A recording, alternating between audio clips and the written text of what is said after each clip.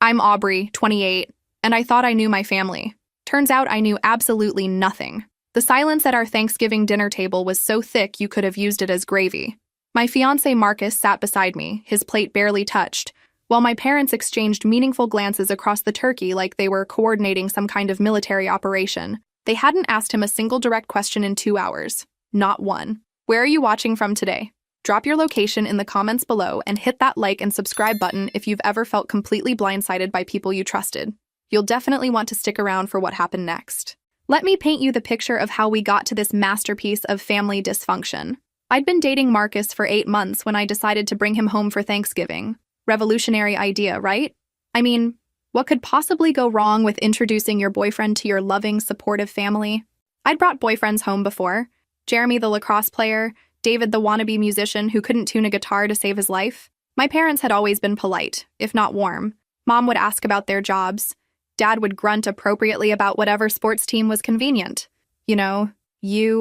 Standard parent protocol for sizing up whether your daughter's boyfriend was worth keeping around. But the moment we walked through that familiar front door, something shifted. And by shifted, I mean it felt like we'd entered an alternate dimension where basic human decency had been temporarily suspended. Mom's smile was so forced it looked like someone was threatening her family off camera.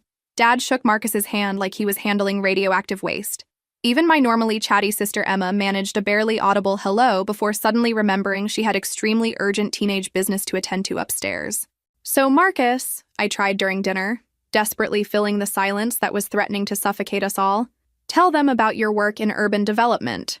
Marcus straightened slightly, probably hoping this was his moment to prove he wasn't whatever they'd apparently decided he was.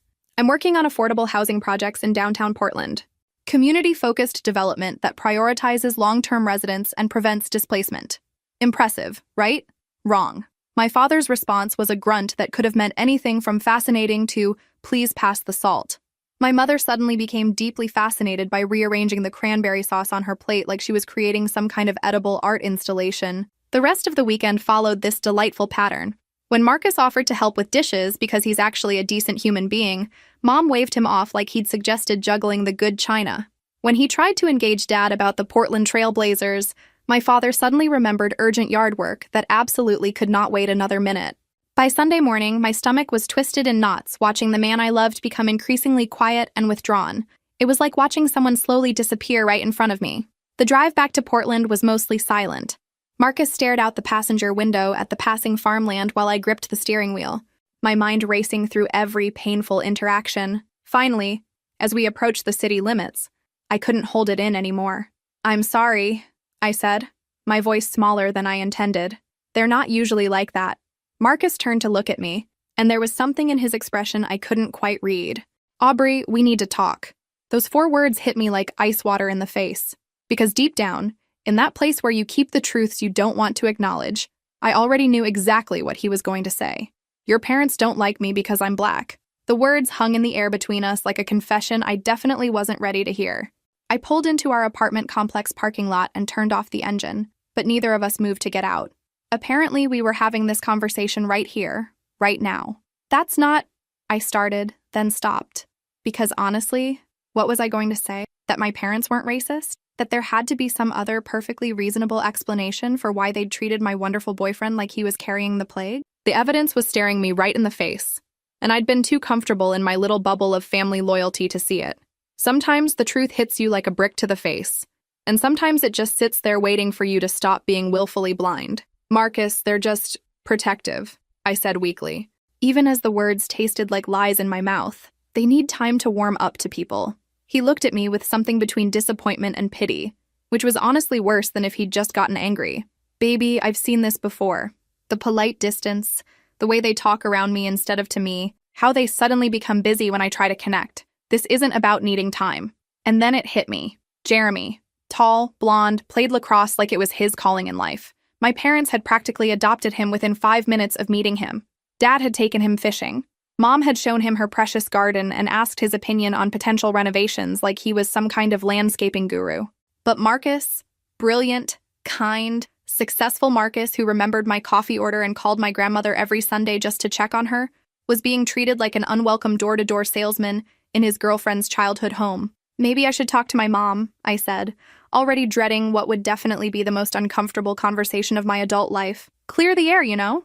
Marcus reached over and took my hand, and I realized his was steadier than mine. Aubrey, you don't have to fix this. You didn't create this situation, but we both need to acknowledge what's actually happening here. That night, I couldn't sleep. I kept replaying every interaction from the weekend, but this time seeing them through Marcus's eyes instead of my own rose-colored glasses. The way my mother had redirected conversation whenever he spoke, how my father had literally turned his back when Marcus tried to discuss local politics, the complete and utter absence of curiosity about his life, his family, his goals. It was like they'd decided who he was before he'd even opened his mouth. The next morning, I called my mother while Marcus was at work, because apparently I enjoy torture. "Oh, honey," she said when I brought up the weekend's tension. Her tone was already defensive, which told me everything I needed to know. "We just want to make sure you're making good choices." "What does that mean exactly?" I asked, though I was starting to suspect I really didn't want to know. A long pause that spoke volumes. "Well, you know how important compatibility is in a marriage, similar backgrounds, shared values, that sort of thing. Marcus and I have plenty of shared values. Mom, we both believe in community service. We're both close to our families. We both want kids someday. What more compatibility do you need? It's just different worlds, sweetheart. Sometimes love isn't enough. Different worlds." There it was, wrapped up in a nice little euphemism with a bow on top. I'd grown up hearing those phrases. Different backgrounds, cultural differences, their kind, without recognizing them as the polite racism they actually were. "I need to go," I said. "Aubrey, wait." But I hung up, my hands shaking with a combination of anger and heartbreak, because somewhere in my gut, I knew this was just the beginning of what was going to be a very long, very painful journey. 3 weeks later, I decided to try again, because apparently I'm the kind of person who touches the stove twice just to make sure it's really hot. Maybe the holidays had everyone stressed. Maybe seeing Marcus in a different setting would help. I invited my parents to dinner at our apartment, thinking neutral territory might work some kind of magic. They came, but honestly, they might as well have sent cardboard cutouts of themselves. It would have been more engaging. Mom spent most of the evening examining our books and photographs with the intensity of a detective gathering evidence for some kind of case. Dad sat on our couch like he was waiting for a root canal to begin. The enthusiasm in the room could have powered absolutely nothing. Marcus had made his grandmother's famous mac and cheese, the recipe he guards like it contains state secrets, and my parents picked at it like they suspected he might have laced it with arsenic. "This is interesting," my mother said, her tone suggesting it was about as interesting as watching paint dry in slow motion. After they left, citing an early morning as their excuse to escape by 8:30, because apparently turning into pumpkins was a real concern, I found myself standing in our kitchen surrounded by barely touched plates of what was honestly incredible food. Marcus was loading the dishwasher with mechanical precision, his jaw tight enough to crack walnuts. "Well, that was a disaster," I said, attempting humor to cut through the tension thick enough to require a chainsaw. "Actually, it was pretty illuminating," Marcus replied, his voice carefully controlled in that way that meant he was probably counting to 10 in his head. "Your mother asked me 3 times where I grew up, like she was trying to map out exactly which wrong side of town had produced me. Your father spent the entire evening checking his watch like he had somewhere more important to be." The accuracy of his observations stung because I'd noticed the exact same things, but had chosen the comfortable path of ignoring them. My family's behavior was becoming impossible to defend, even with my gold medal level mental gymnastics. The next day, I drove to my parents' house alone. Time for honesty. Even if it killed me, which it very well might, I found my mother in her garden, deadheading roses with more aggression than the situation really called for. "We need to talk about Marcus." She sighed like I'd just told her we needed to discuss her least favorite topic in the universe. I wondered when this conversation would happen. "What exactly is your problem with him? And please don't give me vague answers about compatibility. I need specifics, because I honestly can't think of a single legitimate complaint you could have about him." My mother sat heavily on her garden bench, suddenly looking every one of her 58 years. For a moment, I thought she might actually be honest with me. Silly me. "He's just not what we envisioned for you." Based on what? His education? His job? His character? Because Marcus has a master's degree, works in community development, and treats me better than any man ever has. So please, enlighten me about what's not to envision. Sometimes these relationships seem wonderful at first, but long-term, she trailed off, apparently unable to finish a sentence even she knew was indefensible. "Say it," I pressed, because I was apparently determined to make this as painful as possible for both of us. Whatever you're thinking, just say it. She looked at me with something between frustration and what might have been shame. I don't think he's suitable. Suitable. Such a careful, polite word to mask something so fundamentally ugly. I felt something crack inside my chest. Not just heartbreak, but the death of an illusion about the people who had raised me. Suitable for what, exactly? But she couldn't answer that question, could she? Because the honest answer would have required admitting something about herself that she wasn't ready to face. I've been thinking, Marcus said over dinner the following week. We were eating takeout from our favorite Thai place because neither of us had the energy to cook after another round of family drama. Maybe we should take a break from trying with your parents. I looked up from my pad thai. You mean give up? I mean stop setting ourselves on fire to keep other people warm. He set down his chopsticks and leaned back in his chair. Aubrey, I've watched you tie yourself in knots trying to bridge a gap they're determined to maintain. It's not fair to either of us. The thing is, he was right. Every interaction with my family felt like navigating a minefield while blindfolded and wearing clown shoes. I was exhausted from pretending things were normal when they clearly weren't. You think it's because you're black. It wasn't a question anymore. I'd moved past denial into acceptance, which was honestly a relief after weeks of mental gymnastics. I know it's because I'm black, Marcus said matter-of-factly, like he was stating something as obvious as the weather. I've lived with this my whole life, baby. I recognize the signs better than you do. The certainty in his tone made something twist in my stomach. Maybe if they just got to know you better? Aubrey. Marcus reached across the table and took my hands. Your parents have had multiple opportunities to get to know me. They've actively chosen not to. That's not about time or comfort zones. That's about a fundamental belief that I'm not good enough for their daughter because of something I can't change and wouldn't want to if I could. Hearing it stated so plainly felt like being slapped with a truth I'd been avoiding. But I couldn't argue with the evidence anymore, could I? So what do? We live our lives, he said simply. We make choices based on what's right for us, not what makes other people comfortable with their prejudices. Over the next few weeks, I started noticing things I'd been blind to before. Or rather, I stopped pretending not to notice them. The way my family's questions about Marcus always had an undertone of suspicion, like they were waiting for him to reveal some fatal flaw that would justify their attitude. How they never asked about his family, his childhood, his dreams. Like he wasn't worth knowing beyond the surface level they'd already decided was sufficient for judgment. The phone calls from home became less frequent. When my mother did call, she avoided mentioning Marcus entirely, like he'd ceased to exist in any meaningful way. My father started ending conversations whenever I brought up anything about my relationship. Even my sister Emma, who I'd always considered more open-minded than our parents, started making subtle comments about thinking long-term and considering all the challenges you might face. What challenges exactly? I asked during one particularly frustrating phone call. You know, cultural differences, family dynamics, the way other people might react. As if the problem wasn't my family's prejudice, but society's potential response to an interracial relationship. As if I should shape my entire life around other people's possible discomfort, instead of my own happiness. Emma, do you actually like Marcus as a person? A long pause that told me everything I needed to know. That's not really the point, is it? It's exactly the point. Do you think he's a good person? Do you think he treats me well? Do you think he makes me happy? It's more complicated than that, Aubrey. But here's the thing. It really wasn't complicated at all. It was actually very simple. My family had decided Marcus wasn't acceptable based on one unchangeable characteristic, and they'd wrapped that prejudice in a bow of concern for my well-being. That night, lying in bed next to the man I loved, I made a decision that would change everything. The call came 2 months before our wedding date. I was at work, reviewing contracts for a nonprofit housing project, when my phone buzzed with my mother's name. I almost didn't answer, but curiosity won over self-preservation. We need to discuss your wedding plans, she said, without so much as a hello, because apparently we were skipping pleasantries now.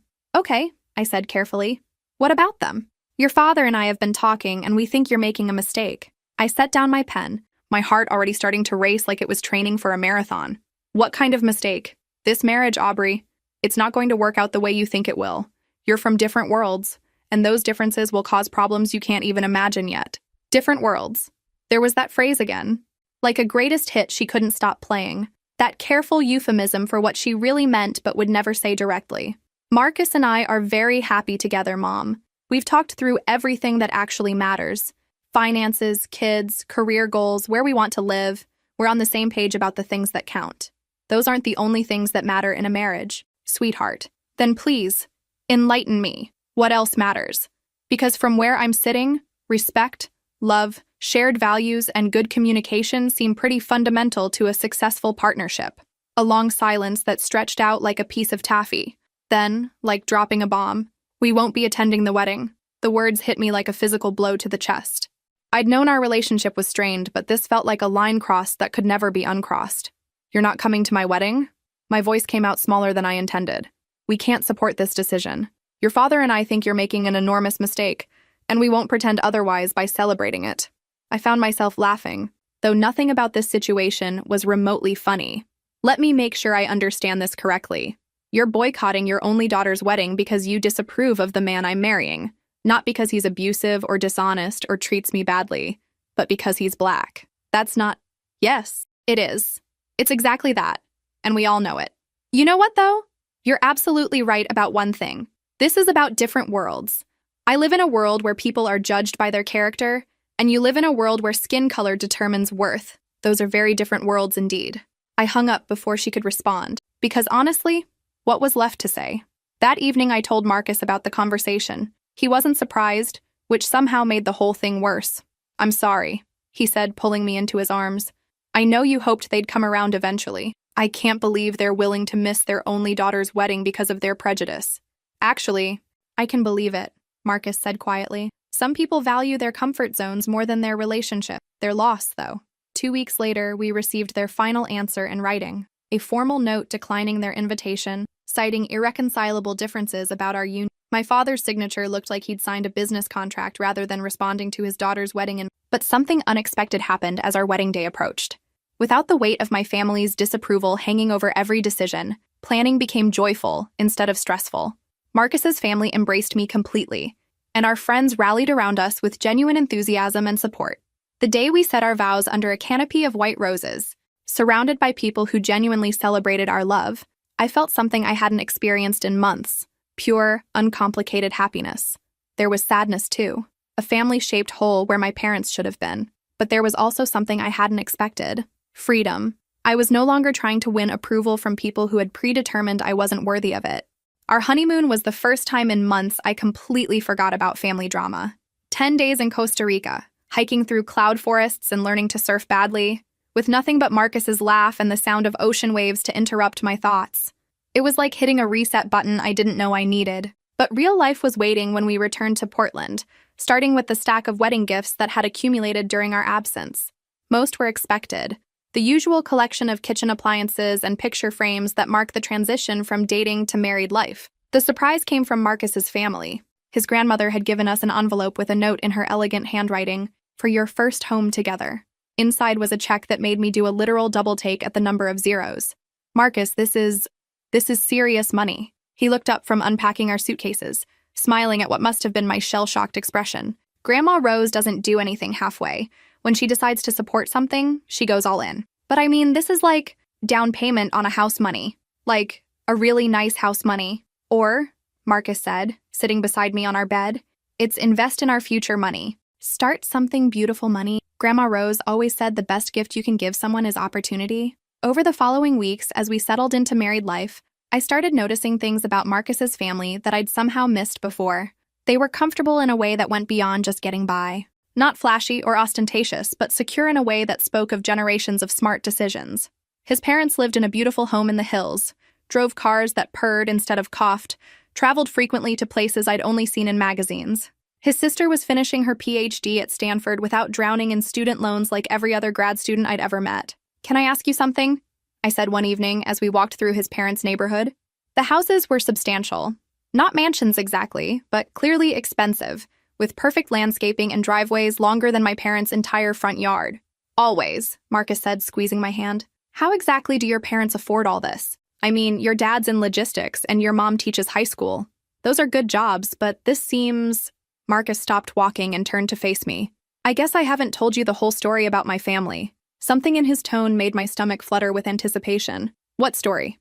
"My great-grandfather started with one delivery truck in 1952. Built that into a regional shipping company by the time my grandfather took over in the 80s. Dad expanded it nationally, then internationally. It's not Amazon, but it's substantial." I blinked at him like he just told me he was secretly a superhero. "Substantial how?" Substantial enough that I don't technically need to work, though I choose to because I believe in what I do. Substantial enough that we could buy a house tomorrow if we wanted. Cash, travel for a year, start a foundation, pretty much whatever we decide we want to do. My head spun as I recalculated everything I thought I knew about our situation. The modest apartment we'd chosen, his practical Honda, his job in affordable housing, none of it had been about necessity. It had all been about choice. Why didn't you tell me before? Marcus began walking again, his hands in his pockets. Because I wanted you to know me, not my bank account. I've seen what money does to relationships when it becomes the focus. People start acting different, treating you different. I wanted you to fall in love with Marcus the person, not Marcus the trust fund. But I'm your wife now. Yes, you are. He stopped in front of a beautiful Tudor-style house with a for sale sign planted in the perfectly manicured lawn, which is why I thought you might want to see this place. It went on the market last week. That's when everything truly began to change. Not just our living situation or financial security, but my understanding of who I'd married and what our future could look like. And that's also when I realized my parents had rejected a man worth more than they'd ever see in their lifetimes, all because they'd never bothered to look past his skin color long enough to actually know him. Sometimes karma doesn't need your help. Sometimes it just sits back and lets people create their own consequences. The house Marcus showed me wasn't just a house. It was a statement written in marble and mahogany. I was still processing what he'd told me about his family's wealth when we pulled into the circular driveway of what would become our new home. "This is ours?" I asked, staring up at the sprawling Tudor mansion with its perfectly manicured gardens and three-car garage that was bigger than my childhood bedroom. "If you want it to be." Marcus squeezed my hand. "I know it's a lot to take in all at once." A lot was an understatement. The house was gorgeous in a way that belonged in architecture magazines. Not in my actual life. But here we were. That evening, as we walked through rooms that echoed with possibility, Marcus told me the real story of his family. His great-grandfather, Samuel Thompson, had started with nothing but determination and one battered delivery truck in 1952. Back then, being a black man trying to build a business meant doors slamming in his face on a daily basis. "Grandpa Samuel used to tell us stories," Marcus said, as we stood in what would become his home office. How he'd wait in company parking lots for hours just to get 5 minutes with a potential client. How some of them wouldn't even look at him directly, just pointed toward the service entrance like that's where he belonged. But Samuel was smart in ways that went beyond book learning. Instead of fighting a system designed to exclude him head-on, he found another way around it. He focused on reliability, speed, and service that was so exceptional it became impossible to ignore. One client became two became 5, and slowly, quietly, he built something that couldn't be dismissed or overlooked. My grandfather inherited a small regional company and turned it into a logistics network spanning the entire West Coast. My father took it international, built relationships in Asia and Europe. But here's the thing they all understood. Wealth is a tool, not an identity. What do you mean by that? Marcus gestured around the spacious room with its built-in bookshelves and massive windows overlooking our soon-to-be backyard.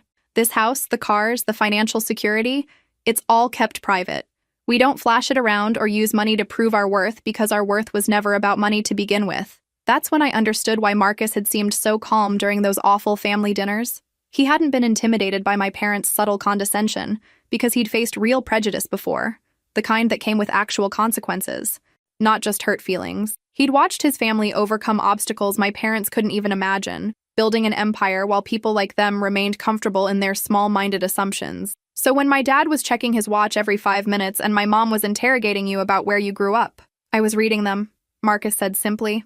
I knew exactly what was happening because I've seen it before. The polite distance, the way they tried to make me feel small. But baby, I stopped letting other people's limitations define me a long time ago. The irony was almost funny if you're into that kind of cosmic humor. My parents had rejected a man whose family probably had more money than everyone in our hometown combined. They'd been so busy judging him by his appearance that they'd never bothered to discover they were turning away exactly the kind of success they claimed to value. 3 months later, we moved into our new home. As I arranged books on built-in shelves and hung art on walls I'd only dreamed of owning, I realized something fundamental had shifted inside me.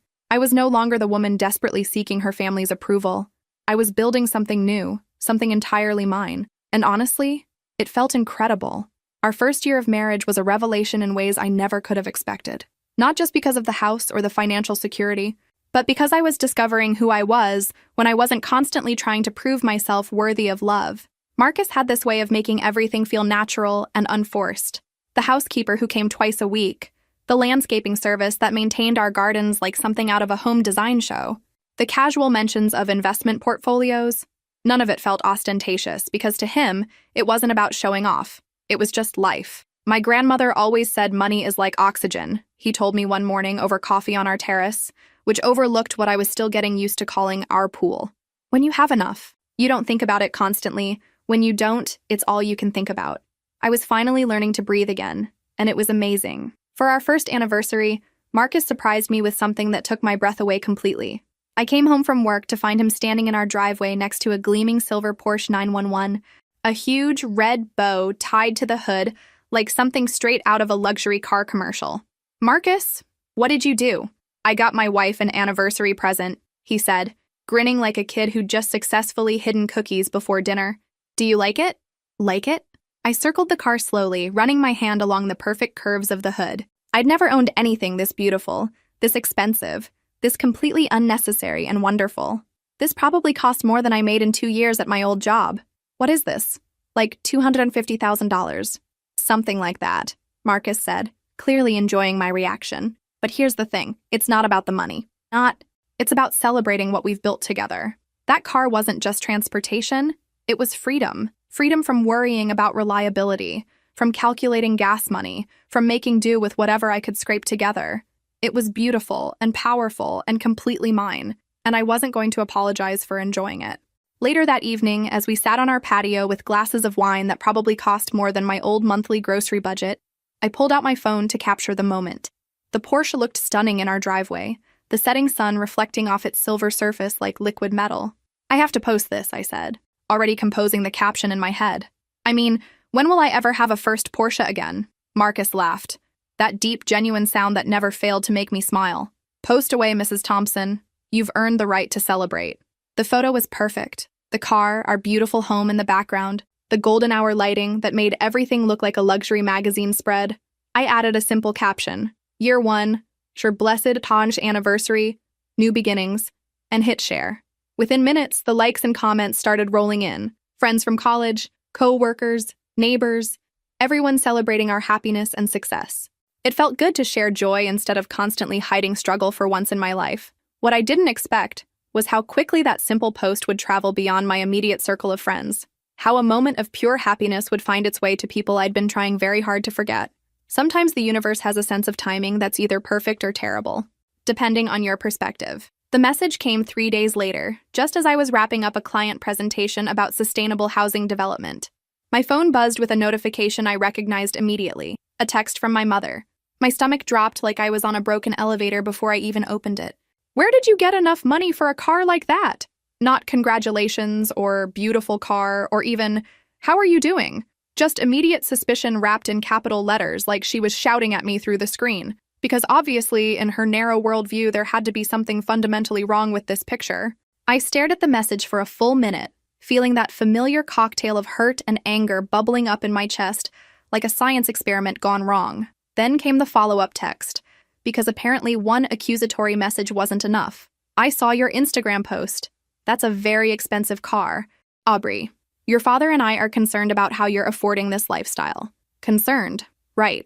Because parents who refuse to attend their daughter's wedding are definitely motivated by genuine concern for her well-being. The logic was flawless. Marcus found me in our kitchen 20 minutes later, still holding my phone like it might spontaneously combust. "Everything okay?" My mother saw the Porsche photo. I showed him the messages, watching his expression shift from confusion to understanding to something that looked distinctly like protective anger. "Ah," he said simply, his voice carefully controlled. "And she assumes that we're either drowning in debt, involved in something illegal, or both." I laughed, but it came out brittle and sharp, because there's obviously no way her daughter could marry someone successful enough to afford nice things legitimately. Marcus was quiet for a moment, reading through the messages again with the kind of focus he usually reserved for work contracts. "What do you want to do?" And that's when it hit me like a lightning bolt of clarity. For the first time in my entire life, I didn't want to explain myself. I didn't want to defend my choices or prove my worth or convince anyone that my happiness was valid and justified. I wanted to tell the truth, all of it. The whole, unvarnished, spectacular truth. My fingers moved across the phone screen before I could second-guess myself. "You want to know where the money came from?" It came from the man you refused to get to know. The man you decided wasn't suitable for your daughter based solely on the color of his skin. The man whose family built a multi-million-dollar empire while you were busy worrying about what the neighbors might think. The man you were too prejudiced to see clearly. That's where the money came from, Mom. Any other questions? I hit send before I could lose my nerve, and it felt like jumping off a cliff in the most exhilarating way possible. The response came back within seconds. We need to talk. This has gone too far. But I was done talking. I was done explaining. I was done apologizing for living a life that exceeded their pathetically narrow expectations. Too far? I typed back, my fingers flying across the screen. What's gone too far? Your racism or my happiness? Because from where I'm sitting, only one of those things is actually a problem. This time, instead of a text, my phone started ringing. I let it go to voicemail. Then it rang again. And again. Finally, I just turned the damn thing off completely. Feel better? Marcus asked, wrapping his arms around me from behind as I leaned against our kitchen counter. Actually, yeah, I said. And surprisingly, I really did. I feel like I just stopped carrying something heavy that I didn't even realize I'd been holding this whole time. Sometimes the truth really does set you free, even when it burns a few bridges in the process. The voicemail started accumulating while my phone was off, like digital tumbleweeds of family drama. When I finally turned it back on the next morning, there were 7 messages waiting for me. The first few were my mother's voice, increasingly frantic, demanding I call her back immediately because we needed to sort this mess out. Then came my father's voice, gruff and uncomfortable, saying we needed to fix this situation like it was a plumbing problem instead of decades of prejudice finally coming to light. The last message was different, though. Different. My mother's voice, but smaller somehow. Defeated. Aubrey, honey, please call us back. We need to talk. Your father and I, we think maybe we made some mistakes. Please, just call us back. Marcus was making coffee when I played the message on speaker, because apparently I enjoy sharing my family dysfunction with the person I love most in the world. That sounded almost like an apology, he said, though his tone suggested he wasn't holding his breath. Almost, I agreed, but not quite there yet. An hour later, they called together. I could practically hear the tension crackling through the phone as my father cleared his throat before speaking. Aubrey, we've been talking all night, your mother and I, about what you said about Marcus's family background. You mean about their money? I asked because I wasn't going to make this easy for them. About everything. My mother's voice was thick, like she'd been crying. We looked him up online. His family's company, their history, their business accomplishments. We had no idea. And there it was. Crystal clear. Not an apology for their racism, but shock at their massive miscalculation. They weren't sorry for judging Marcus by his skin color. They were horrified they'd been wrong about his bank account.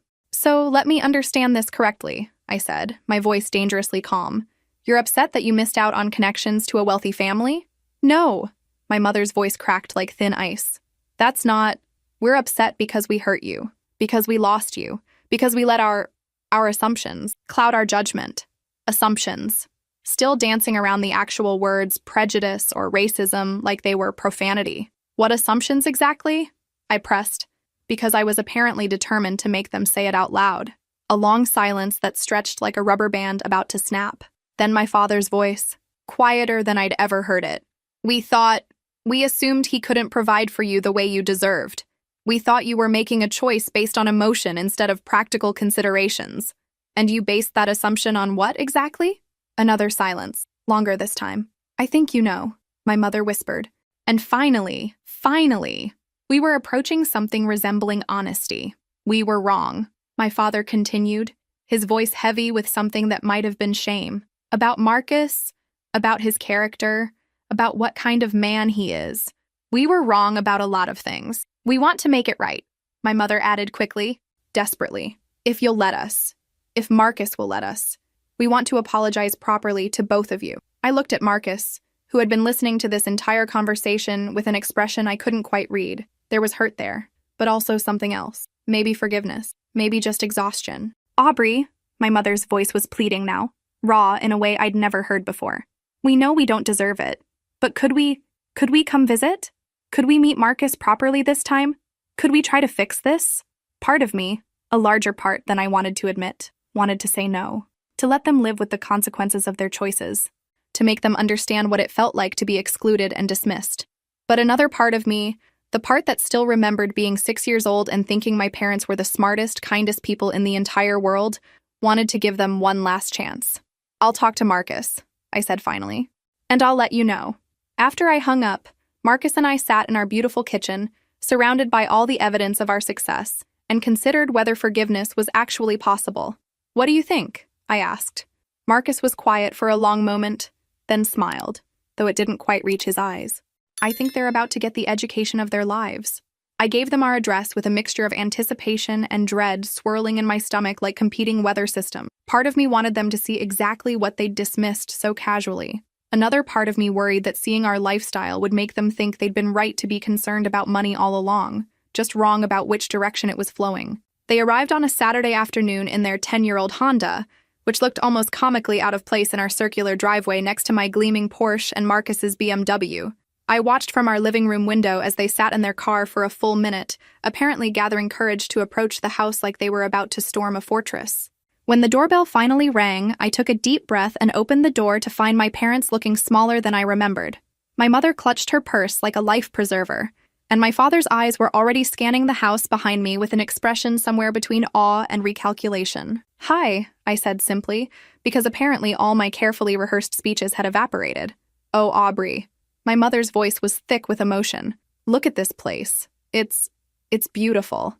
Marcus appeared beside me, offering them that calm, confident smile I'd fallen in love with, the one that never wavered, even in uncomfortable situations. "Mr. and Mrs. Davis, please come in. Welcome to our home." The next hour was perhaps the most awkward 60 minutes of my entire existence. My parents perched on our custom sofa like they were afraid of leaving fingerprints, their eyes constantly roaming around our living space like tourists in a museum they couldn't afford to visit. The art on the walls. Original pieces, not prints from Target. The fresh flowers that our housekeeping service arranged weekly in crystal vases I'd never thought to count the cost of. The view of our pool and gardens through floor-to-ceiling windows that let in light like it was liquid gold. Everything spoke of a lifestyle they'd never imagined their daughter accessing, let alone deserving. "This is quite a home," my father said finally, his voice careful and measured like he was commenting on the weather. "Thank you," Marcus replied easily. "Aubrey's made it beautiful. She has an eye for design I never knew I was missing." My mother was staring at a framed photo on our mantel, Marcus and me at his cousin's wedding the year before, surrounded by his extended family. Everyone dressed elegantly, everyone clearly prosperous, everyone black. "That's your family?" she asked, her voice smaller than usual. "Some of them," Marcus nodded. 3 generations of people who figured out how to build something lasting despite every obstacle thrown in their way. The unspoken contrast hung in the air like morning fog. While my parents had been comfortable in their middle-class bubble, making assumptions about people they'd never bothered to know, Marcus's family had been building an empire that spanned continents. When Marcus excused himself to take a work call, probably the most polite exit strategy in history, my parents and I were alone for the first time since their arrival. "Aubrey," my mother began, her voice barely above a whisper. "We had no idea. No idea about what exactly? About any of this. About who he really is, about his family's success, about what you've built together." I felt that familiar spike of anger rising in my chest. "You could have known all of this. You chose not to know. You decided who Marcus was based on what he looked like, and you never gave him a chance to show you anything else." My father cleared his throat uncomfortably. "We realize that now. We realize we made some very serious errors in judgment." "Errors in judgment," I repeated his words slowly, tasting their inadequacy. "Is that what we're calling racism now?" The word hung between us like a slap, and my mother actually flinched. "We're not racist people," she said quickly, but even she didn't sound convinced anymore. "Really? Then explain to me why you decided Marcus wasn't suitable before you knew anything about his education, his career, his character, or his family background. Explain why the only thing that mattered to you was his skin color." They couldn't, of course, because there was no explanation beyond the truth they still weren't quite ready to acknowledge completely. When Marcus returned from his call, he found us all sitting in uncomfortable silence that could have been bottled and sold as awkwardness concentrate. "Everything okay in here? We were just discussing the importance of getting to know people before judging them," I said, my voice deliberately light. "About how assumptions can be expensive in more ways than one." Marcus nodded thoughtfully. "My grandfather used to say that prejudice is the most expensive luxury there is. Not just morally, but practically. You miss out on connections, opportunities, relationships, all because you decided you already knew everything you needed to know." As my parents prepared to leave, they stood in our foyer looking lost and diminished.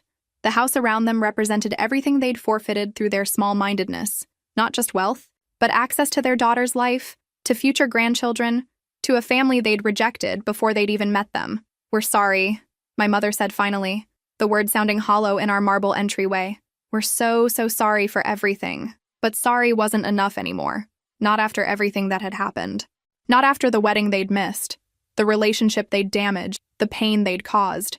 Sorry was just the beginning of what it was going to take to fix this. After they left, Marcus and I sat on our patio watching the sunset paint our pool in shades of gold and amber. The silence between us was comfortable now.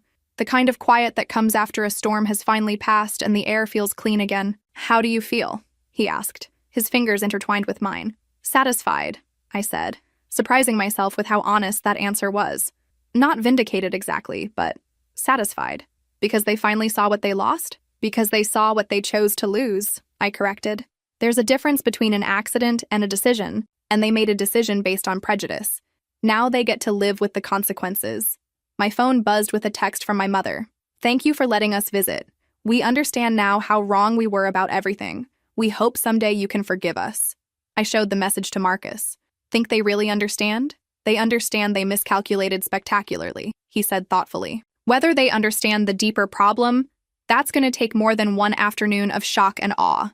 Over the following weeks, my parents tried to rebuild bridges they'd burned down to the foundation. Flowers arrived at our house with apology notes attached. My mother called regularly, asking about my work, my life, even tentatively inquiring about Marcus's family like she was trying to study for a test she'd already failed. My father, never comfortable with emotional conversations, sent awkward texts about sports and weather patterns, like maybe if we talked about safe topics long enough, we could pretend the elephant wasn't still sitting in the room. But something fundamental had changed between us, and we all knew it. The power dynamic had shifted completely and permanently. I no longer needed their approval or acceptance to feel worthy. I no longer measured my success by their opinion of my choices. Their approval had become irrelevant to my happiness. And honestly, that was liberating in ways I hadn't expected. When they invited us for Christmas dinner, their first acknowledgement of Marcus as an actual member of the family rather than an unfortunate temporary situation, I accepted, but on my terms. We would come for dessert only. We would leave immediately if anyone made Marcus uncomfortable in any way. And they would refer to him as their son-in-law, not Aubrey's husband, or any other diminishing phrase. That Christmas evening, watching Marcus help my father set up the new smart TV I'd bought them. Because honestly, their ancient television was embarrassing. I realized my revenge had been perfect precisely because it hadn't been revenge at all. I hadn't set out to punish them or prove them wrong. I'd simply lived my life authentically, building something beautiful with the man I loved despite their objections. Their punishment was entirely self-inflicted. They'd excluded themselves from happiness through their own prejudice and narrow-mindedness. They'd missed their daughter's wedding, lost months of relationship building, and forfeited their front-row seats to watching me flourish. But the real victory wasn't their regret, or their belated recognition of Marcus's worth. The real victory was my freedom. Freedom from the exhausting work of trying to earn love that should have been unconditional. Freedom from shrinking myself to fit into their limited worldview. Freedom from needing anyone's permission to be happy. As we drove home that evening in my beautiful silver Porsche, Christmas lights twinkling in every window we passed like tiny celebrations, Marcus reached over and took my hand. "Proud of you," he said simply. "For what?" "For building exactly the life you wanted, despite everything and everyone trying to convince you to settle for less." 3 years later, as I'm putting the finishing touches on this story, my parents and I have rebuilt a relationship based on mutual respect rather than their approval. They adore Marcus now, genuinely adore him, not just his bank account or family connections. They've learned to see him as I always have, brilliant, kind, funny, and absolutely worthy of love. But more importantly, I learned something about myself that I'll carry forever. I learned that the only approval I ever really needed was my own. I learned that love without conditions isn't actually love at all. It's manipulation with better marketing. And I learned that sometimes the best revenge is simply living well, loving freely, and refusing to let other people's limitations become your own. If this story resonated with you, make sure to hit that like and subscribe button for more real stories about family drama, personal growth, and the sweet satisfaction that comes from proving people wrong just by being happy. Drop a comment below about a time when you had to choose between your own happiness and someone else's expectations. I read every single one, and your stories inspire me more than you know. Sometimes the hardest battles we fight are against the people who are supposed to love us unconditionally. But here's what I learned. Winning doesn't mean destroying them. It means building something so beautiful they can't help but see what they almost lost forever.